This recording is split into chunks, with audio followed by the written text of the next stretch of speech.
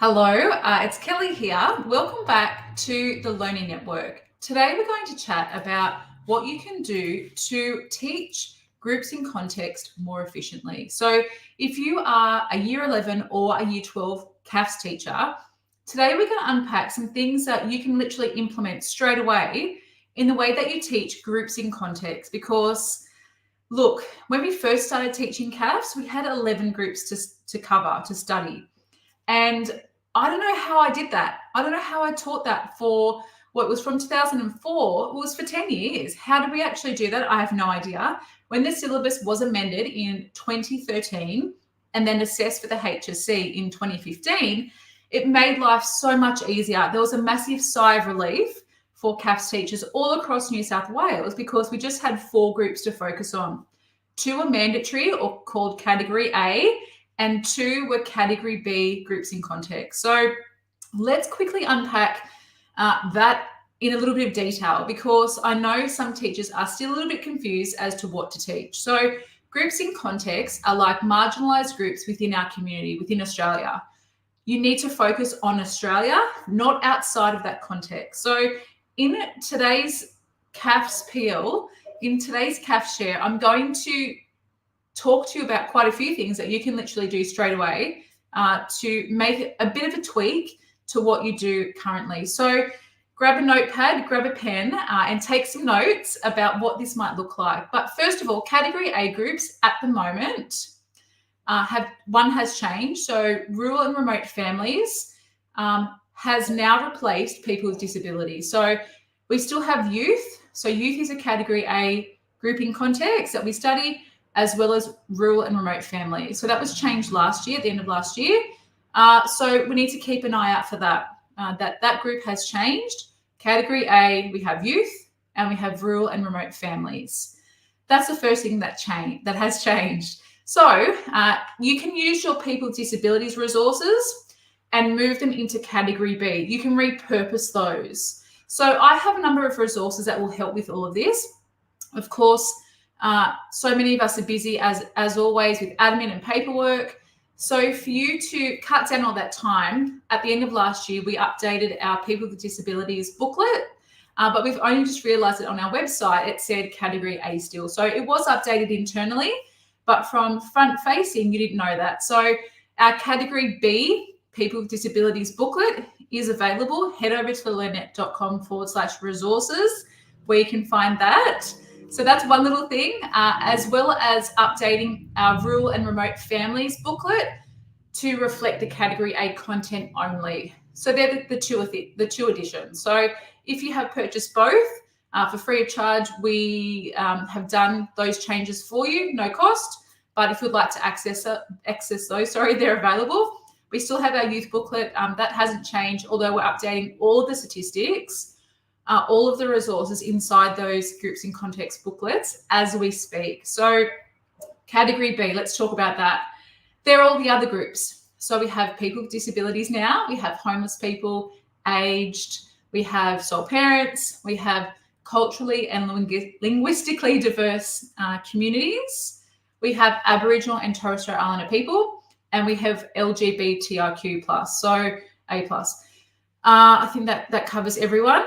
So those booklets for us are available, but look, it's just a matter of going with what you think is going to suit the kids. So I'm going to provide 3 simple strategies that you can implement in your classroom literally today when you're teaching groups in context, because I know from our RAP data, from our averages across the state, it is still an area of weakness for community and family studies students. So let's unpack the first one.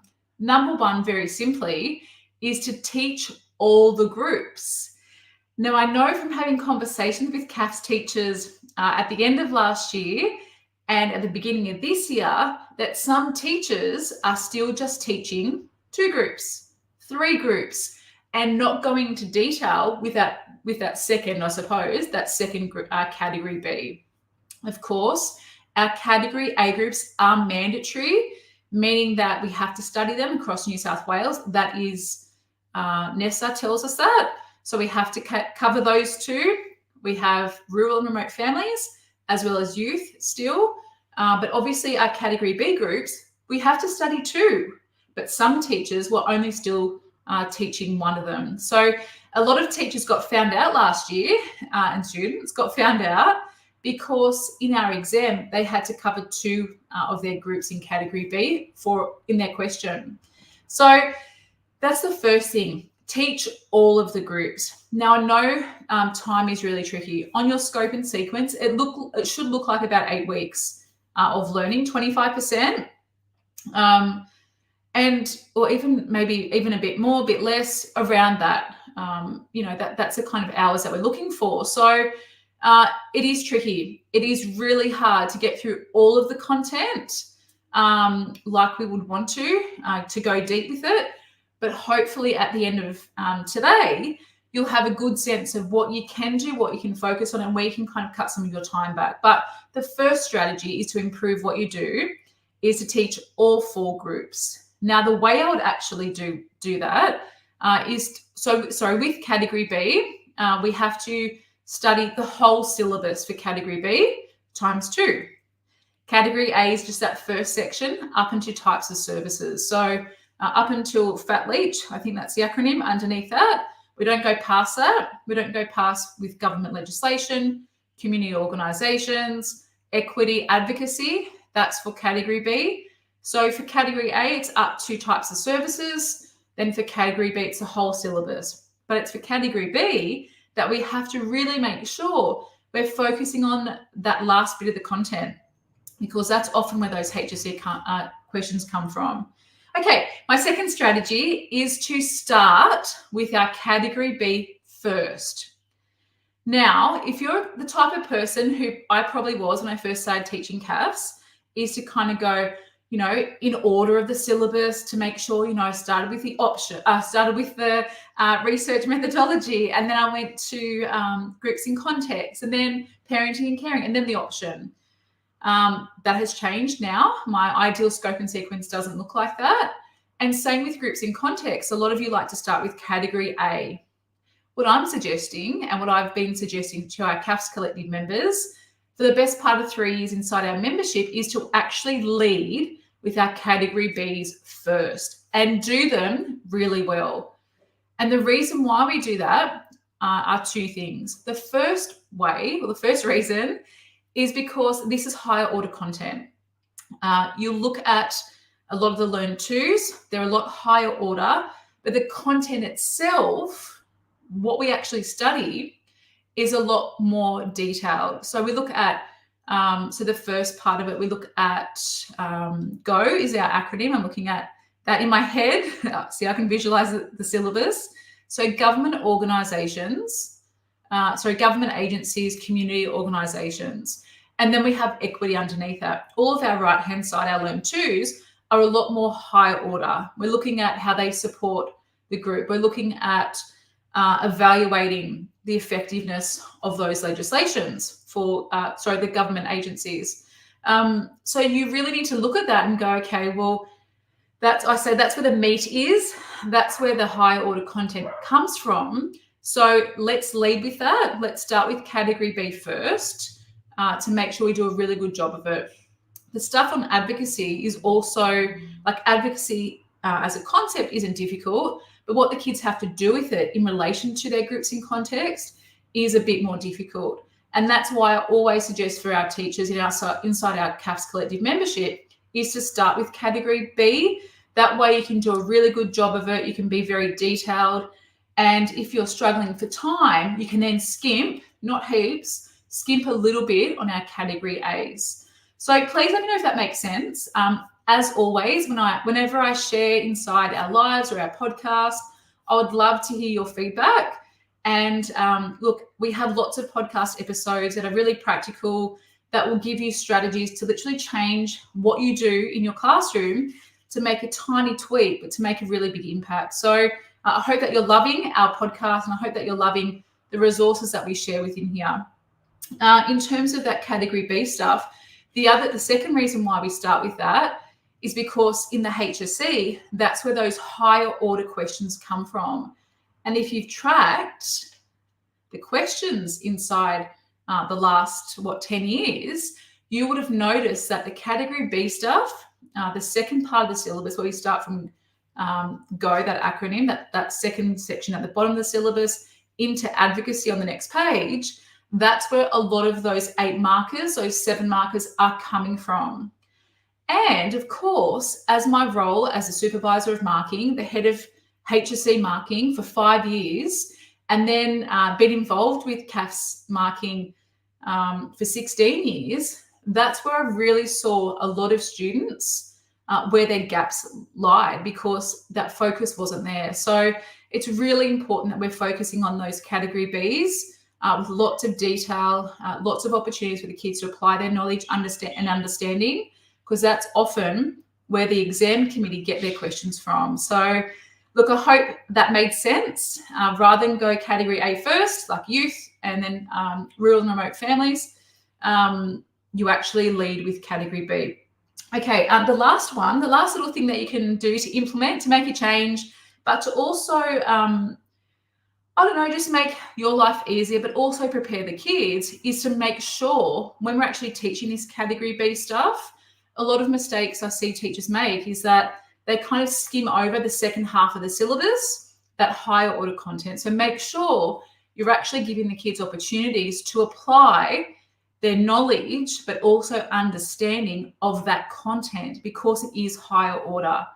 You know, to look at the equity issues that exist for that group, that's the easier stuff. But then to talk about what's happening to help reduce those inequities, that's where those higher order skills are actually required. So it's really important that the kids are actually doing activities in class to help them understand that part of it. So as many of you know, if you're a CAFS collective member, we're focused on maybe one masterclass a year on groups in context. I would say 1 or 2.